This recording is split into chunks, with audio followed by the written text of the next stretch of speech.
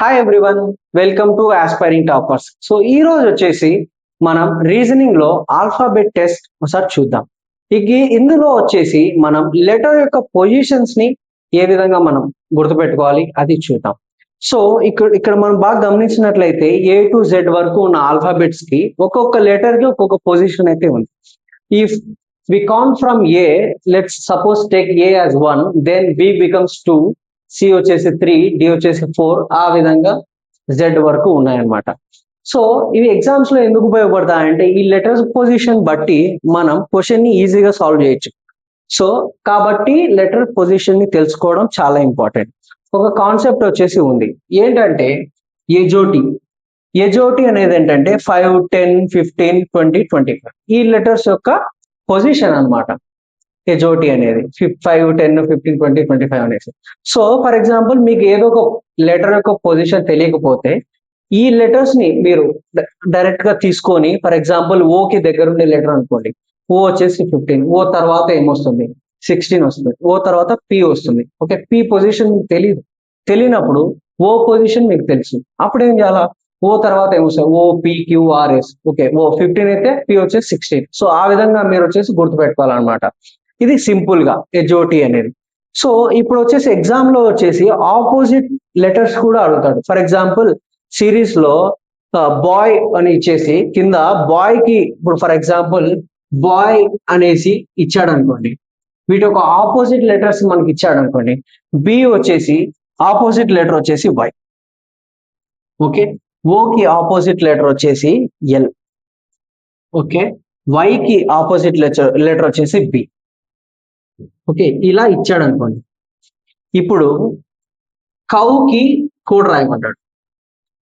Okay, ఇప్పుడు bye కి ఇవి ఇచ్చాడు ఆపోజిట్ లెటర్. మీరు నెంబర్స్ వేసుకొని చూస్తే మీకు ఏం అర్థం కాదు. ఫర్ ఎగ్జాంపుల్ 2 ఉంటుంది, 15, 25, ఇది వచ్చేసి 25, 12, 2.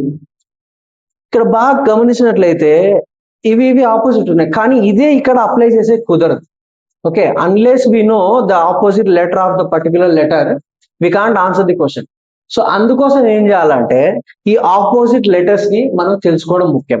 దీనికి కొన్ని ట్రిక్స్ ఉన్నాయి. ఫర్ ఎగ్జాంపుల్ ఐఆర్ ఉంది, ఓకే, ఇండియన్ రైల్వేస్ అని గుర్తుపెట్టుకోండి. హెచ్ఎస్ ఉంది, హై స్కూల్ అని గుర్తుపెట్టుకోండి. జిటి ఉంది, గ్రాండ్ టెస్ట్ అని గుర్తుపెట్టుకోండి.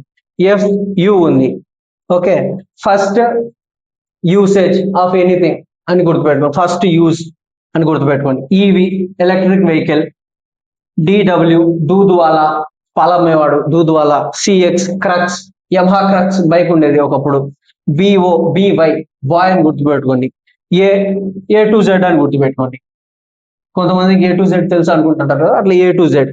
ఇక్కడ వచ్చేసి JQ jack and queen. KP అని గుర్తుపెట్టుకోండి, కృష్ణప్రసాద్. ఓకే, ఎల్ఓ ఏదని గుర్తుపెట్టుకోండి, లవ్ అని గుర్తుపెట్టుకోండి. Okay, LO. ఎంఎన్ మ్యాన్ అని గుర్తుపెట్టుకోండి. ఓకే, సో ఈ విధంగా వచ్చేసి ఆపోజిట్ లెటర్స్ అనేసి మనం గుర్తుపెట్టుకోవచ్చు. సో షార్ట్ కట్స్ అనేది ఏ విధంగా మనం క్రియేట్ చేసుకోవచ్చు, బట్ మనకి ఎగ్జామ్ లో గుర్తుండాలి. సో అది మెయిన్ పర్పస్. మనకు ఆపోజిట్ లెటర్స్ ఈ యొక్క నెంబర్ యొక్క పొజిషన్స్ ఎప్పుడైతే మనకు క్లియర్ గా ఉంటామో, కోడింగ్ డీకోడింగ్ లో కానీ నెంబర్ ఇవి ఆల్ఫాబెట్ సిరీస్ లో కానీ మనం వచ్చిన క్వశ్చన్స్ ని ఈజీగా చేయొచ్చు అనమాట. సో ఇవి ఒకసారి లెటర్స్ ఒక పొజిషన్ ని బాగా చూసుకోండి. నేను చెప్పిన Indian railways, high school, grand test ఇవి కొద్దిగా గుర్తుపెట్టుకోండి. మీకు ఎగ్జామ్ లో రీజనింగ్ లో ఇవి ఈజీ అవుతాయి. Okay, thank you.